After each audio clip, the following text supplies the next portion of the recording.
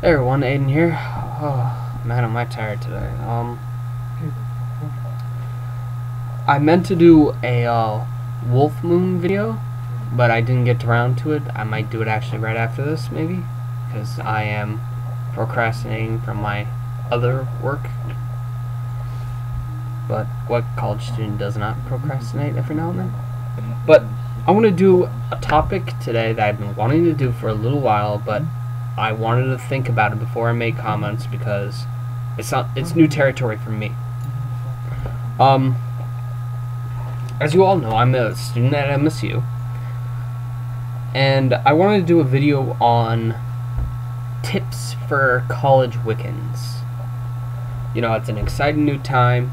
You're just moving in the dorms. You're away from home, so maybe if you come from a Christian family like I do, you get the rush of religious freedom. You can do what you want, pretty much, and practice your faith the way you want to without worrying about your parents coming in and open up the closet and seeing your little altar in the inside. Not for me. I've actually never had an altar, which is a little weird from a Wiccan, but it's the truth. So I'm just going to go down this little list I wrote down. First one, the biggest thing, roommates. I'm very, very lucky to have an awesome roommate. He's very, very open-minded and gave me. He allowed me to practice the rituals in here, do my readings. He's open-minded to it, even though he doesn't personally believe in it, and he respects my belief. And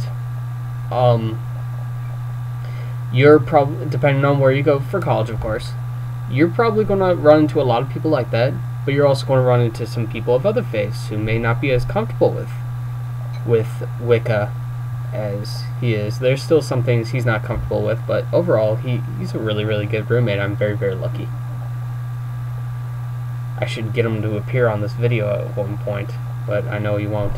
But anyways, for those who have roommates who are perhaps maybe really fundamentalist Christian to go to the extremes, or very, very atheist, you know what, I'm just saying that because that's where I get the most problems in. I'm not stereotyping any religion whatsoever, or at least I'm not attempting to. If I offend anyone, I'm sorry, but I'm just speaking from experience. One of the things that you have to really do is talk with your roommate, come up with an agreement, which is going to be very, very difficult. But you have to remember that you have just as much right to practice any kind of religious ceremony, within reason, of course, inside that dorm as he does to wear a cross or, do Bible study in the dorm or anything like that. As long as you're not physically endangering him, and you guys come up to an agreement, like, for example, doing ritual only when they're out is a very, very good one. You can practice. You have that right. And, nobody can take that away, because that goes with your freedom of religion. And college is all about meeting people from new backgrounds and kind of learning how other ways of life and growing to accept them. This would be a little bit difficult with areas like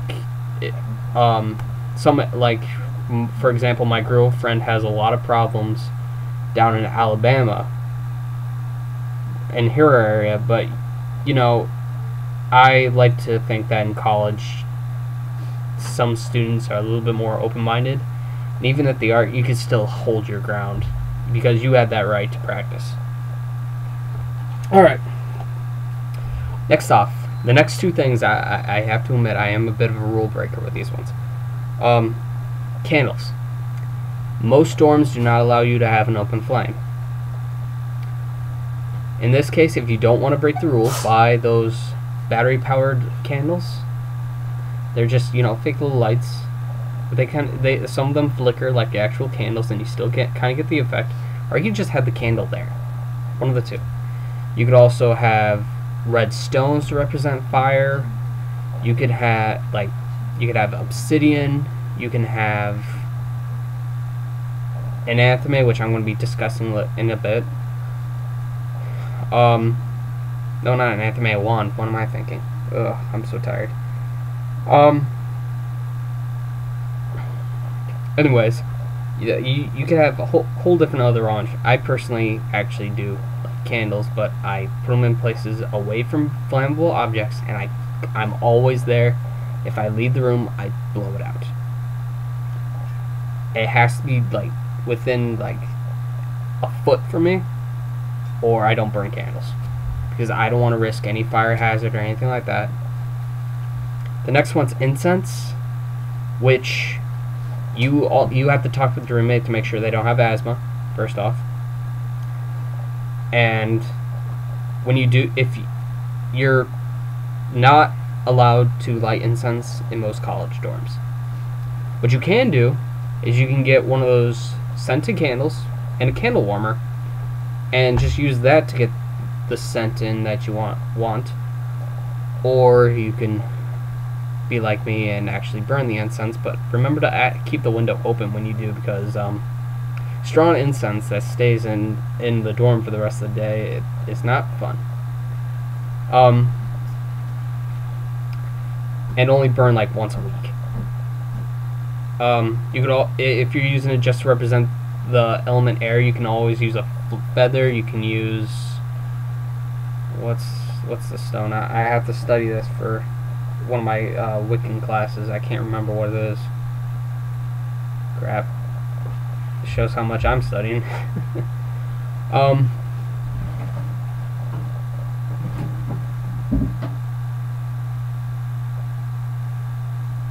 don't want to say, you know what, I'm not even going to answer because I'm not 100% sure why, and I'd rather not give you info on that than give you wrong info. So that works, I guess. Next one's ritual tools. Alright. Antheme. Antheme is the big one. I do not have a full-off, like an actual dagger. I have a letter opener that's shaped like a sword, which I found at a local New Age shop here.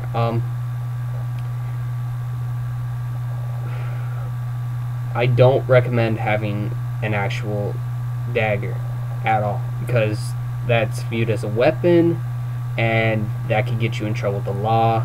Not a good idea. What you can do is, one, you could do what I did and have the letter opener. You could always use your finger as your antheme. Always good one. You can have a wooden dagger, which some people use as to go with their wands as well. What else can you use? Pretty much, you can make anything into an antheme if you really, really wanted to. What else? Books. I know we all love to read books, and we all like to buy books. You know, there's always just that great feeling when you buy a new pagan book. And, you know, you open up the book and you smell the old aged papers and then ink. There's one problem. It comes with two words: limited space. I bought a lot of Wiccan and pagan books, and I have trouble storing all of them. And not to mention, I brought some back from home here. So you have to really be careful about that. Be mindful. I have to actually think about how I'm going to deal with my books, actually. Which I'm probably going to have to makeshift like a bookcase or something. Where to put it, I'll never know, but I'll figure it out that relatively soon.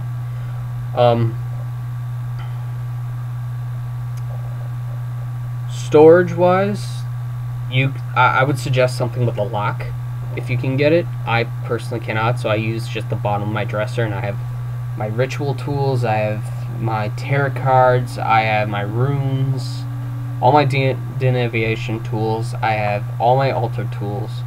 Well, tools, because I don't actually have an altar. I'm not allowed to have an altar as part of my agreement with my roommate.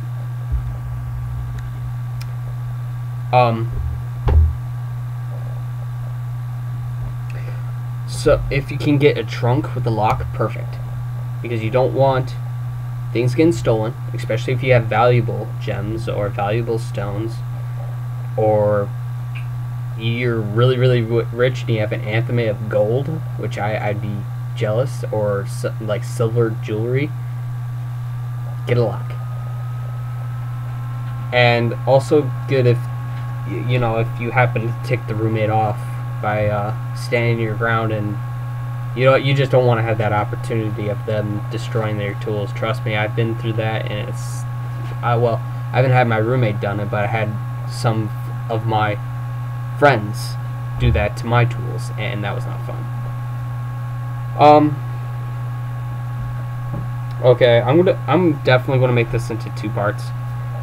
So I'm gonna just go a little bit with